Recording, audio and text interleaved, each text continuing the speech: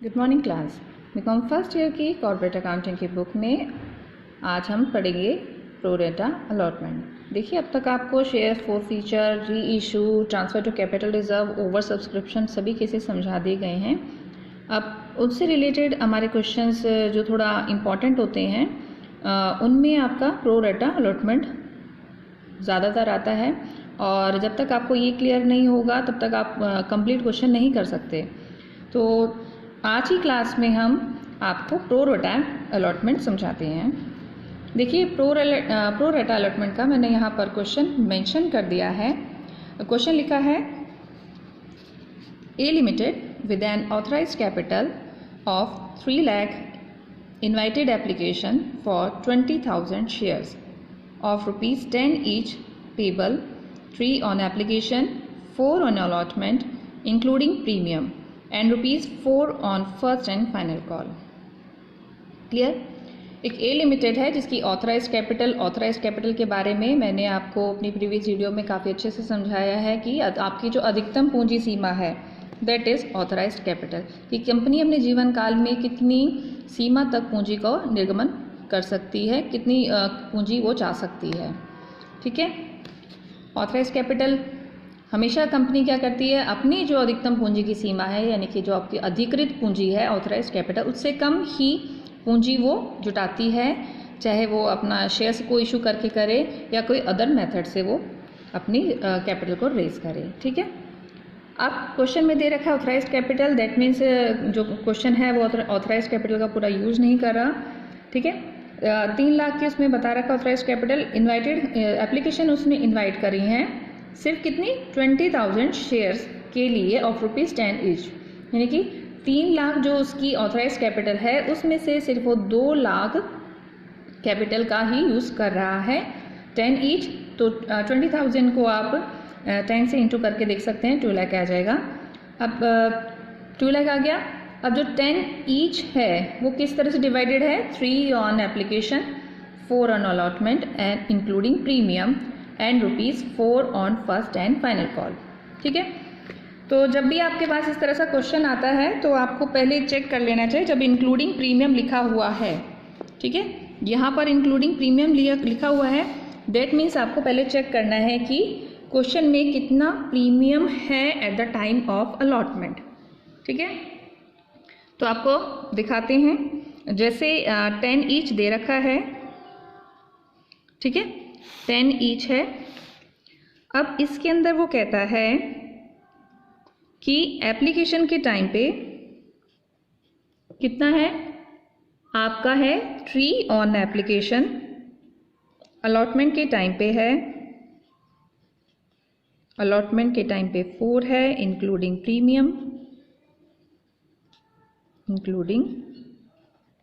Premium, ठीक है, और 4 rupees is a balance for first and final call, 4 rupees. तो आपको क्या करना है, इनका टोटल करके देख लेना आपको, 3 4 4 कितना आ गया, 3 4 7 7 और 4 + 11, जबकि वो कह रहा है कि 10 रुपीज़ का ईच है, एक 10 रुपये का है। तो इसका मतलब क्या है कि इसमें 1 रुपये प्रीमियम के हैं, प्रीमियम के, और वो भी कहाँ हैं, अलॉटमेंट में। ठीक है, अलॉटमेंट में है आपके जो प्रीमियम है, दैट मीन्स आपकी जो अलॉटमेंट मनी है, अमाउंट है, वो क्या है, 3 रुपीज़ ही है। ठीक है, तो आगे चलते हैं हम आपके क्वेश्चंस की बाकी डिटेल्स के लिए। यहाँ तक तो आपको क्लियर हो गया कि इसमें 1 रुपया प्रीमियम का है। अब there was a over subscription, कैसे है, क्वेश्चन में इसमें मेंशन भी कर दिया, that is a case of over subscription आपका, and the applications were received for 30,000 shares. अब देखिए, जो शेयर्स अपने कंपनी जो इशू किए थे वो 20,000 थे, जबकि उसको रिसीव कितने हो गए, 30,000। ठीक है, 20,000 शेयर्स थे और उसको 36,000 है, that means this is a case of over subscription, कि जितनी उसने अपने निकाले थे शेयर्स उससे ज़्यादा उसको रिसीव हो गए हैं। अब यहाँ पर दे रखा है अलॉटमेंट वाज मेड, एप्लीकेशन में तो कोई इशू नहीं है क्योंकि कोई इंसान है कितने भी शेयर्स के लिए अप्लाई कर सकता है, ठीक है।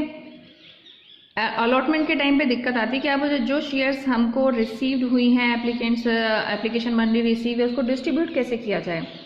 तो एक टेबल दे रखा है to applicants of 15,000 shares full, यानी कि जो 15,000 के शेयर होल्डर बने हैं उनको सारे के सारे शेयर्स अलॉट कर दिए गए हैं। फुल का मतलब है पूरे 15,000 उनको रिसीव हो गए हैं। सेकेंड कैटेगरी है to the applicants of 25 shares 2500 shares, उनको कुछ भी नहीं मिला, ठीक है।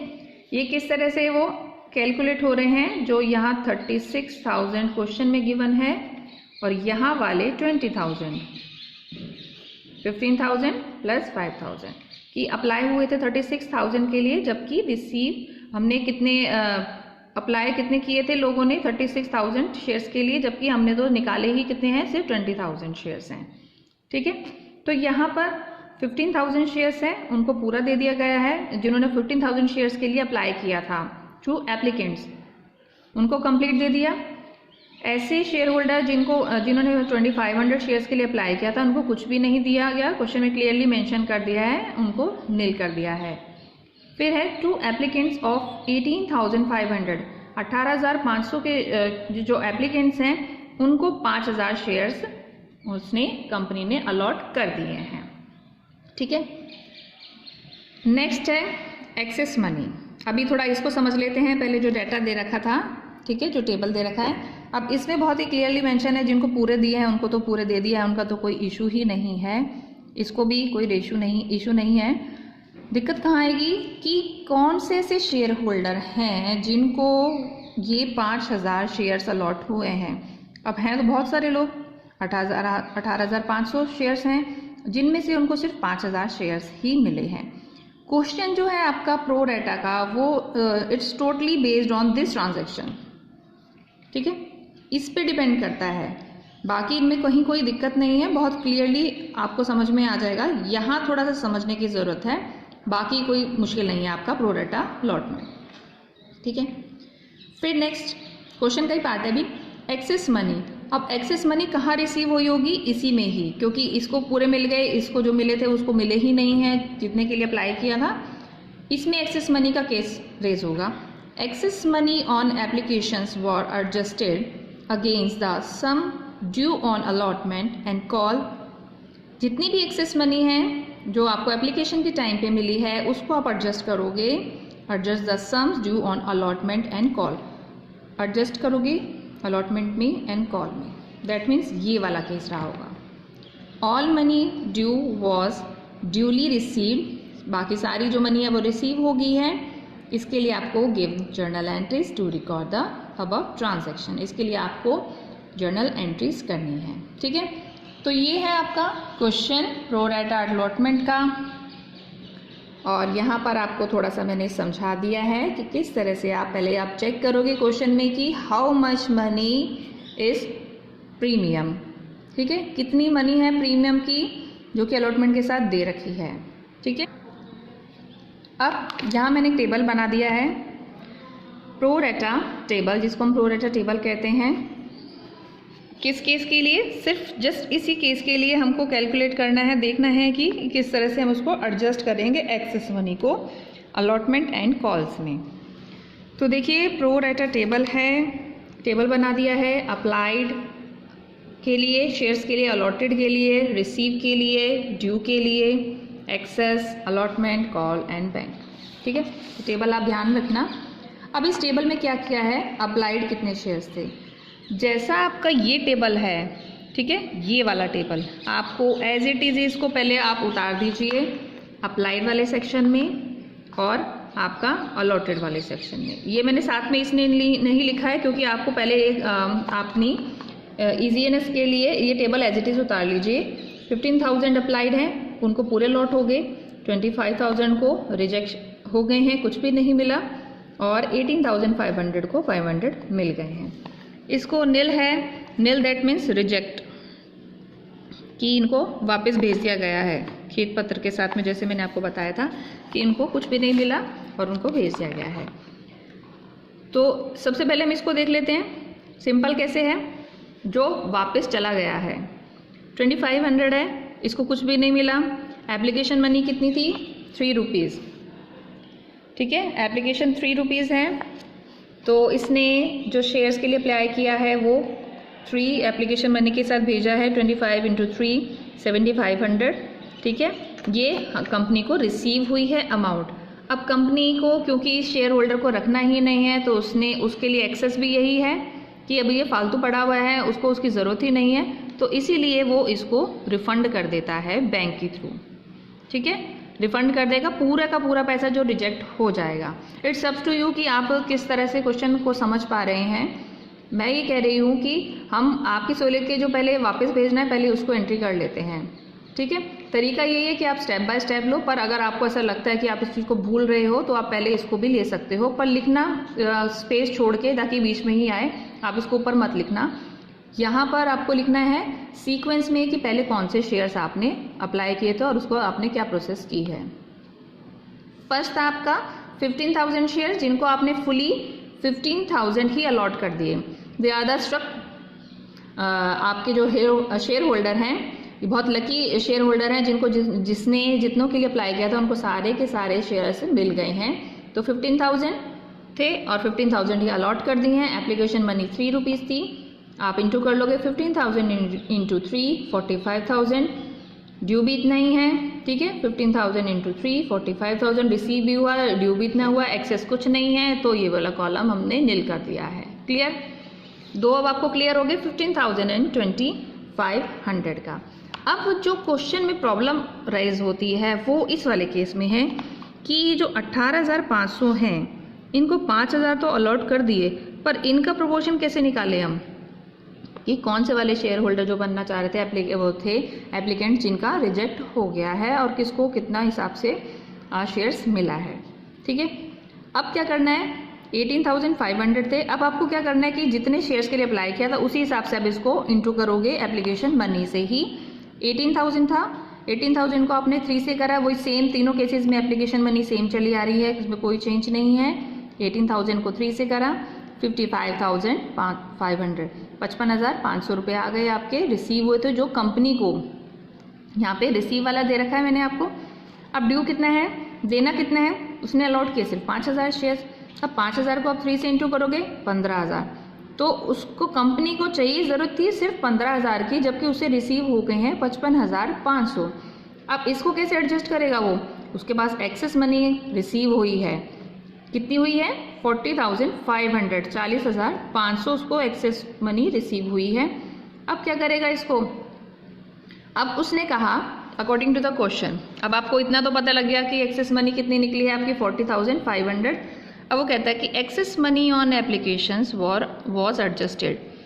जो एक्सेस मनी है दैट मीन्स 40,500 वो आपको एडजस्ट करनी है, कहाँ पर, अलॉटमेंट एंड कॉल्स में, ठीक है। क्वेश्चन में मैक्सिमम क्वेश्चंस में ये जो वर्डिंग है वो लिखी होगी, बता रखा होगा।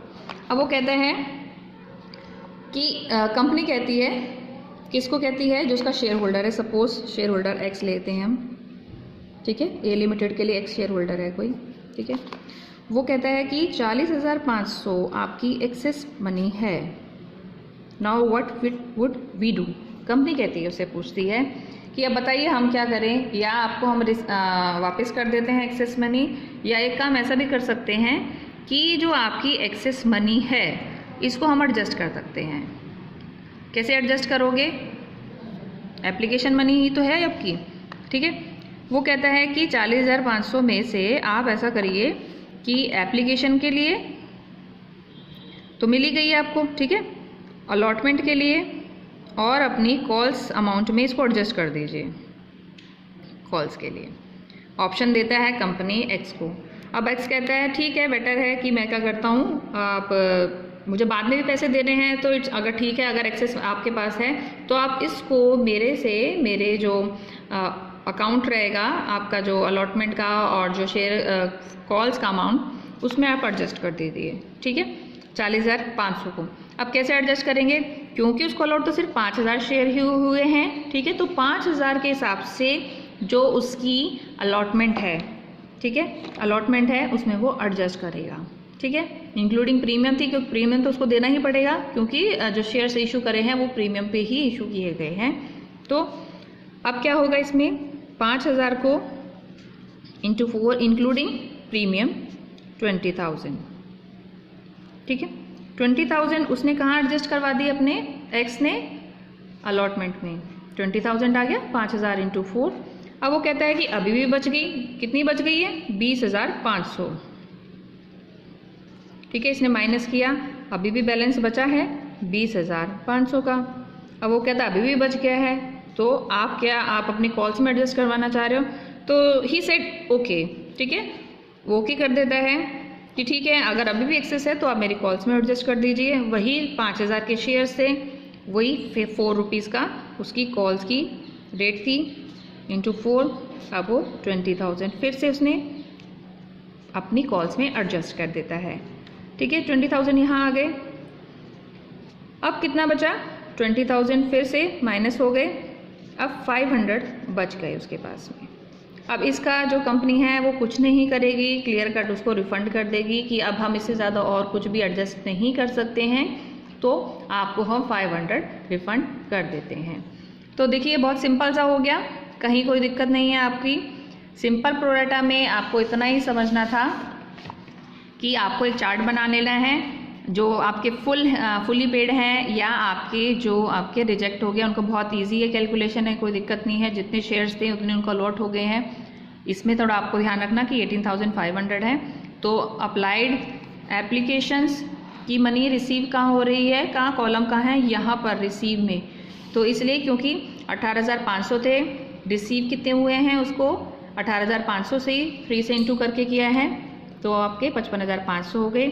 जबकि अलॉट कितने हुए हैं 5,000, तो 5,000 का वो सेक्शन बना दिया ड्यू वाले कॉलम में, ठीक है। यहाँ पर आ जाएगा 15,000, और जो एक्सेस है, एक्सेस यानी कि रिसीव हो गया है, अब वो ड्यू है आपके लिए, तो इतना आपने इसमें एडजस्ट कर दिया है, सारी अमाउंट आपने फिलअप कर दी है। तो ये था आपका प्रोरेटा टेबल। अब हम नेक्स्ट करते हैं इसकी, क्या करेंगे हम, एंट्रीज, क्योंकि क्वेश्चन में क्या कर रखा है, give necessary journal entries to record the above transaction.